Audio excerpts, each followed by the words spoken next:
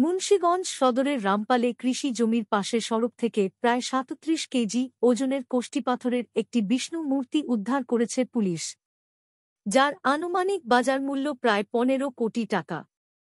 জানা যায়, ৩ দিন আগে ফসলি জমি থেকে মূর্তিটি পাওয়া গেলেও বিষয়টি গোপন করার চেষ্টা করেন জমিটি বর্গা কৃষক খোরশেদ। শনিবার সকাল ১০টার দিকে রামপালের খানকা দালালপাড়া এলাকায় ফসলি জমির পাশে রাস্তা থেকে মূর্তিটি উদ্ধার করা হয়। জমির মালিক মৃত আফছান দেওয়ানের ছেলে মো. রিপন জানান, গেল ১০ এপ্রিল খানকা দালালপাড়া এলাকায় তাদের ফসলি জমিতে মাটি কাটার সময় কৃষক খোরশেদ ৬ ইঞ্চি মাটির গভীর থেকে মূর্তিটি দেখতে পেয়ে উদ্ধার করে বাসায় রেখে দেন। পরে বিষয়টি জানাজানি হলে ভয় থেকে পুলিশকে খবর দেন ওই কৃষক। তাকে জমিটি বাৎসরিক ফিয়ের বিনিময়ে চাষাবাদের জন্য দেয়া হয়েছিল বলেও জানান তিনি।